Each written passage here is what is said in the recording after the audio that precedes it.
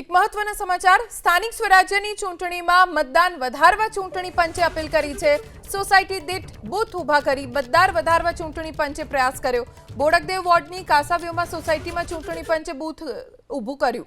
Presiding officer અને પોલીસના બંદોબસ્ત વચ્ચે સોસાયટીમાં મતદાન થશે। અંદાજે 554 જેટલા મકાનમાં 1200થી વધુ સ્થાનિકોનો વસવાટ છે। મોટાભાગના વૃદ્ધ અને દંપતી હોવાથી ચૂંટણી પંચે આ વ્યવસ્થા કરી। ગરમીના કારણે પરેશાની ન થાય તે માટે એસી ક્લબમાં વ્યવસ્થા કરવામાં આવી છે।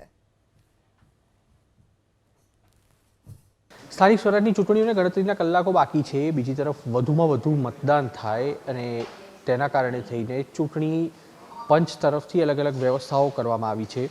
અમદાવાદના બોડકદેવ વોર્ડમાં સોસાયટીમાં બૂથ ઊભું કરવામાં આવેલું છે। દ્રશ્યો અહીંયા આગળ જોઈ શકો છો। પ્રિસાઇડિંગ ઓફિસર છે તે અહીંયા આગળ પહોંચી ચૂક્યા છે અને આ સોસાયટીના તમામ સભ્યો છે તે અહીંયા આગળ મત આપી શકે તે માટે વ્યવસ્થા કરવામાં આવેલી છે। આ અધિકારીઓ અત્યારે છેલ્લા તબક્કાની કામગીરી છે તે કરી રહ્યા છે। બેલેટ પણ માફ કરશો ઈવીએમ છે તે પણ અહીંયા આગળ પહોંચી ચૂક્યા છે અને સોસાયટીના સભ્યો છે તેમની સાથે વાત કરવાનો પ્રયાસ કરીશું। સર, શું નામ છે? હિમાંશુ શાહ। અચ્છા હિમાંશુભાઈ, આ સોસાયટીમાં બૂથ અહીંયા આગળ ઊભું કરવામાં આવનાર છે, આપને શું લાગી રહ્યું છે કેટલી સાનુકૂળતા આના કારણે રહેશે? કારણ કે ગરમીની પણ ઋતુ છે। ગરમી હોય કે સિઝન, ચૂંટણી તો એના સમય નિર્ધારિત સમય થતી જ હોય છે, પણ આજે એવું કહી શકાય કે આ સોસાયટીમાં ટોટલ 549 મકાન છે। એક ઘરમાં 2 સભ્યો પણ મતદાર તરીકે ગણીએ આપણે તો 1000 લોકો થાય। ચૂંટણી પંચનો નિયમ છે કે 1000 લોકો એવરેજ એક બૂથ બનાવતા હોય છે, તો અહીંયા એક બૂથ બનાવવા માટે સોસાયટી એલિજિબલ છે। અહીંયા બૂથ બનાવવાથી ફાયદો એટલો થાય કે અહીંના લોકોને બહાર જવું નહીં પડે। ચૂંટણીની જે ઘણી વખત એવું થાય કે લોકો આળસમાં કે ભાઈ ગરમી છે બહાર કોણ જાય ચૂંટણીના લીધે, એટલે મતદાનમાં ટકાવારી પર પણ ફેર પડતો હોય છે। પણ જ્યારે સ્થાનિક સોસાયટીમાં જ મતદાન થતું હોય તો લોકો ઉત્સાહથી આખા દિવસમાં ગમે ત્યારે મતદાન કરી શકશે। તો એનાથી મતદાનની ટકાવારી પણ વધશે, લોકોને વોટિંગ કરવા દૂર નહીં જવું પડે, સવલત રહેશે। બીજું આ સોસાયટીમાં ઘણા બધા વડીલો રહે છે, સિનિયર સિટીઝનો ખૂબ રહે છે, તો એ લોકોને પણ ગરમીમાં હેરાનગતિ નહીં થાય। અહીંયા લોકો એમની अनुकूलता प्रमाणे मत આપી શકશે। अन्य પણ સભ્ય છે તેમની સાથે પણ વાત કરશું। सर, आपका क्या नाम है? केयर पोटा। अच्छा सर, ये सोसाइटी के अंदर जो बूथ यहाँ पर बनाया गया है, पहली बार ये चूंटनी इलेक्शन कमीशन की ओर से ये किया गया है। आप क्या सोच रहे हैं, आप और सोसाइटी के रहने वाले जो ओल्ड एज लोग हैं उसके लिए कितना फ़ायदा रहेगा इसमें? मैं इसमें ये सोचता हूँ कि जो सोसाइटी में बूथ दिया गया है उसमें यहाँ के एग्जीक्यूटिव काउंसिल और इलेक्शन ऑफिसर्स वगैरह जो गांधीनगर के हैं उन्होंने जो पहल की है और यहाँ पे बूथ दिया है उसके लिए उनका धन्यवाद अदा करता हूँ। और यहाँ पे जो 500 प्लस मतदाता हैं वो आसानी से मतदान कर सकेंगे।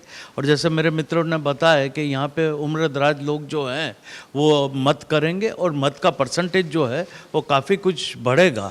और जो नेचुरल कैलेमिटीज़ होती हैं, अभी धूप वगैरह काफ़ी पड़ रही है, तो उससे हम उसका फ़ायदा ये ले पाएंगे कि यहाँ पे जो मतदान केंद्र है उससे मैक्सिमम लोग मतदान कर पाएंगे। सर, इससे पहले बूथ जो थे वो कहाँ पर थे, मतलब कितनी दूरी पे थे? 100 मीटर 200 मीटर कितनी दूरी पे? लगभग 150-200 मीटर की दूरी पे थे, इतनी दूरी पे नहीं थे।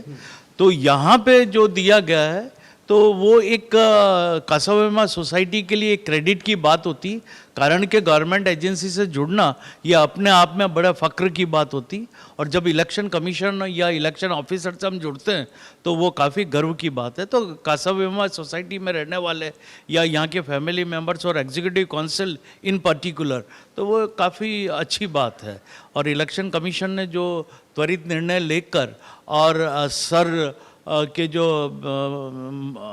वो हुआ था आपके सर्वे, तो उन्होंने मद्देनजर लेके और काफ़ी अच्छा निर्णय लिया है। બોડકદેવ વોર્ડના ઈવીએમ છે તે અહીંયા આગળ લાવવામાં આવેલા છે, જે આવતીકાલે ખોલવામાં આવશે। ચૂંટણી અધિકારીઓ છે તે તેમને ડિસ્પેચિંગની કામગીરી છે તે આજે સવારે પૂર્ણ કરી દેવામાં આવી છે અને 554થી વધુ મકાનો, એટલે એક મકાનની અંદર 2 ઓછામાં ઓછા મતદારો ગણવામાં આવે તો પણ 1000થી વધુ મતદારો છે તે આ એક સોસાયટીમાં છે, જેના કારણે સોસાયટીના બોર્ડ તરફથી અપીલ કરવામાં આવી હતી અને જેના કારણે સોસાયટીની અંદર બૂથ ઊભું કરવામાં આવ્યું છે, જેનો સીધો ફાયદો બોડકદેવ વોર્ડ અને ખાસ તો અમદાવાદ શહેરનું જે મતદાન છે તેની પર થોડા ઘણા અંશે પડશે। કેમેરામેન અજય પાંડે સાથે કુશાંક સોની, એબીપી અસ્મિતા, અમદાવાદ।